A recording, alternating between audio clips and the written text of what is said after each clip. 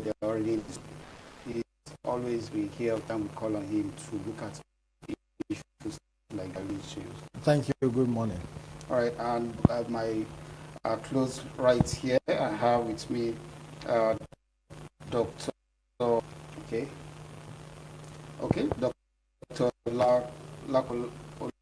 Welcome to the program. Good morning. Thank you. Let me begin with you.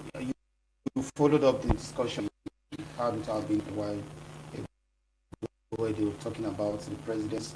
Also, its lines shocked the entire nation with the point that subsidy is gone. Our guest over there mentioned. What was your reaction as soon as you got that statement from the president? Let's begin. In my own, I was not surprised with that statement because I know subsidy has to go and subsidy is going for two reasons. One is that we have been prepared for a period that the subsidy is going to be taken away, not just because that it is economic measures, because of the implication of living subsidy. In economics or in economic terms, this subsidy, which is household budget, that with persistence and high pricing of the same product cannot go in the same manner, and so therefore in Nigerian context it is just a counterproductive to many of our development thrive. So I think Mr. President is bold enough, but if I was consulted, I would have stepped down that statement at that particular time because of its implication to the economy. And it is not late. In fact, based on what is obtainable, Dangote refinery is on ground. What I had expected Mr. President to do is to explain to Nigerians that congratulations for having new refinery. There is going to be new price regime. It's not, and that is going to be favorable to all. That will have stabilized it. Okay, let me get your own thought. You believe you share this view of President stepping down on the statement of subsidy removal? Yes, I do. And it's something we've been expecting for a very long time. You know, there has been controversies on the issue of subsidy for a very long time. Some say it's fraudulent. People are, you know, like he said, statements you make that makes people feel so uncomfortable. Around Abuja today, find out that there are already queues in some petrol stations. Nigerians don't like hearing, you know, bad news. As far as some of us are concerned, it is not a bad news because the measures in place to, you know, solve those problems. But we are quick at reacting to understand.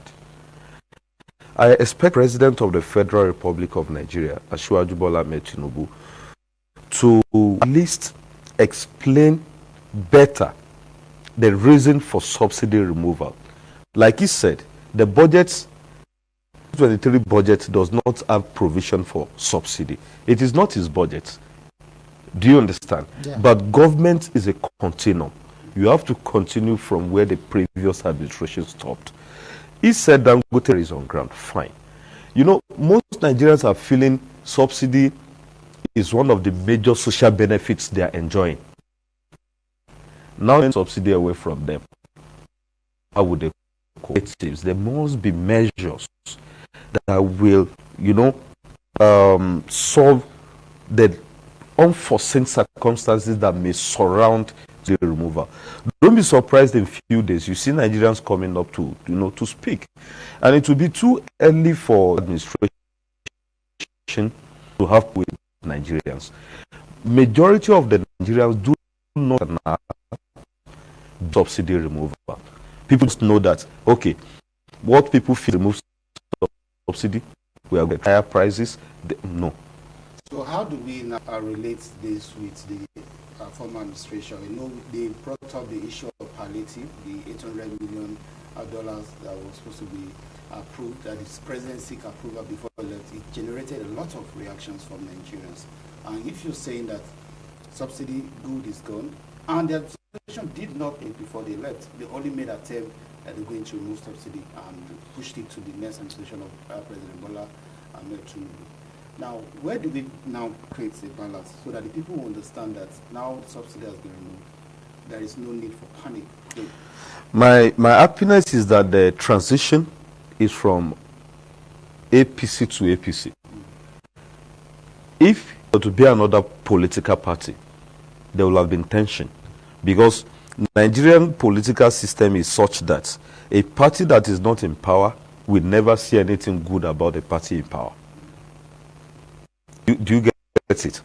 What, President Muhammadu Buhari, he has always said it. That is a fraud, but no option other than the subsidy 7 years. He had no option. He had no choice. There was no way he could do it at that particular point in time. But I'm also very sure that because they are fully aware that Dangote refinery is already on ground, so they decided, okay, again, 3 budgets, let subsidy go. Now, as regards to the issue of $800, $800 million is a huge amount. Transparency must come in. We must be very transparent. Corruption is highly endemic.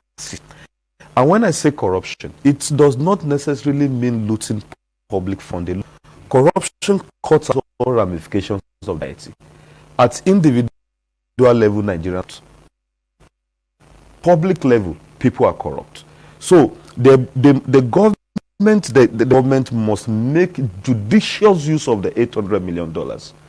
When you walk around Abuja in the morning, you find out most government workers find it so difficult to get to their workplaces. If there are measures in place, people will not will be facing all these problems on a daily basis. But I can assure you that if they make judicious use of the $8 million as palliatives, we'll go far. All right, let's come back to the topic we are looking at from our Abuja studio. I'll come to things that the president's GDP target for the economy. What are the rationale? How get? Or rather prefer you begin with an analysis of where we are now by the former administration of President Tinubu. You see, not ambitious to GDP growth because economies tension like Nigeria about 6% GDP growth. I bet, and the lengths at the same desired result is what matters. Recently, even at the beginning of 2023, IMF has projected 3.2% growth in the GDP. So when you see a projection of that, it depends on the capacity economy, and it depends also in the policies of government in that same economy. Now, looking at the presentation of some certain initiative, in 2020, President Buhari presented an appropriation that he targeted to have a collective prosperity. That collective prosperity, what transpired later was additional number of Nigerians joining poverty club. So that shows that there are certain economic models we have applied that are not yielding result. So, but for the President Tinubu to target 6% is not ambitious. Looking at the size of the economy, let me give you an instance. If from 2023, Nigeria doesn't import product, it means that the unification of that exchange rate is going to favor Nigeria. We will have more to double into, but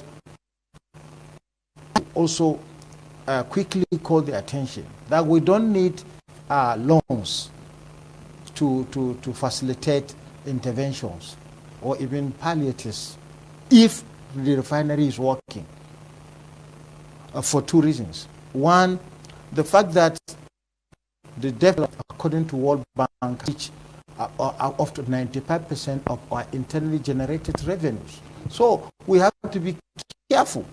You have to look within the economy. As rightly pointed, the models to be introduced include generations of jobs. And this is the first time I saw when a government coming in and then coming with a bill on prosperity and job. So if that is the projection or the plan of the government, the 6% growth in GDP is going to be actualized, but not within time. It's going to be actualized by the combination of effort, commitment, and successes to be recorded in the policies of the government. So what kind of policies now we looking? You just mentioned job creation. You talked about importation, stopping importation of refined products. Are there other policies you think the government should be looking at, see how we can achieve this 6% GDP? Yes. Increase in consistently. People's income. So the policy now to look at inflation, what is giving all categories of giving them problems in Nigeria. And once you have inflation deflating people's income, it slows the growth of the GDP. So stability is what I am expecting the government to do. And he has rightly pointed out that certain monetary policies inconsistency we have in the program like this, not by the idea of raising MPR consecutively in if you are using the MPR, it's like you are increasing the cost of borrowing by increasing interest rate. And he pointed out in his speech that there is going to be investor friendly, where local investors will have good changing in the cost of borrowing, and at the time foreign investors using different model, which if that is done, because as an chartered accountant that has so much oil, that's Mr. President, to be more liberal to the, we are expecting us to be more friendly. There are forces that he has set in motion. Probably when he now assured that farmers will be yielding higher, some consumer will be paying. So this is very good argument. If we are to increase local production of what we produce, government must come to make sure that there is a policy, is also a commitment to push the production, and also to assist, because the general composition of consumers in Nigeria is that many of them have income, lost their jobs. Many also are faced with different challenges based on our cultural background. In Nigeria, it's not the same household in the UK. We are also control only a small bit. In the African context, there are a lot of education to every income attached.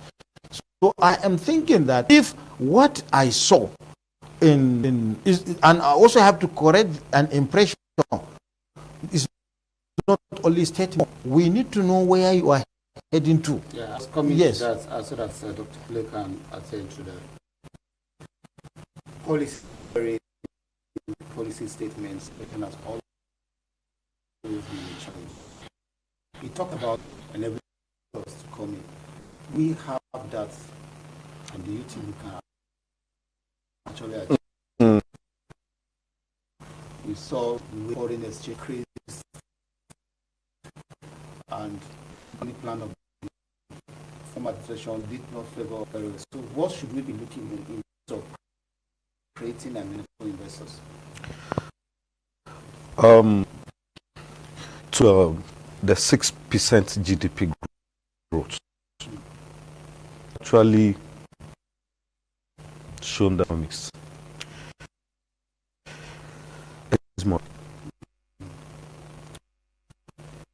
It's not okay for now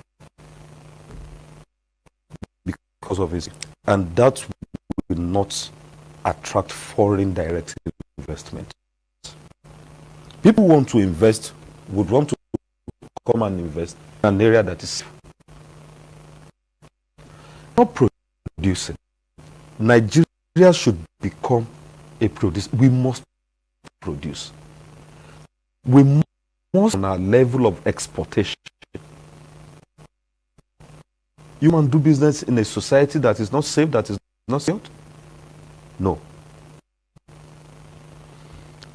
It is not all about policies in this country. It is about implementing. And implementation will always come from the angle of patriotism. How patriotic that is would determine how far they go in implementing policies. And at times we've often said that the problem of Nigeria also is not necessarily the government. Nigerian people also have to change. The Nigerian people also have to change. I think about 3 times this year, our inflation rate is 22.4%. Double-digit inflation. And I can assure you that out of 8 years of President Muhammadu Buhari, we have minimum of 4 years with double-digit inflation. What do you want people to do? There is no way Nigerians, if we continue to have this high level of inflation, it is not possible. Well, as a way of wrapping up this discussion from our Abuja Network studio because of time. Now, know that, like you earlier mentioned, government is a concern. The APC administration hand over to another APC administration. In your words, how do we begin to get the economy running from the statements the president made? So many persons will be steps, especially with the issue we will just establish now that we are having queues everywhere. People are already scared. But what do you think? Should he maybe return and probably go back with his team and see how to bring out a proper economic policy for the country? There must be a quick response to this for 2 reasons. One, man, we cannot wait for too long to have our policy makers appointed by him. That is the first thing. Second, there must be a big team as soonest. And by having a big team, they have to review the performance of today's appropriation. One. Second, also, there is for coordination and the coordination cognizance to fiscal and monetary. If you felt rate of 6% would be very difficult to achieve. The economy is something that is fragile to handle. Good. It is so fragile. Any little mistake, you are in trouble. The government will hand in hand with the Central Bank of Nigeria. Our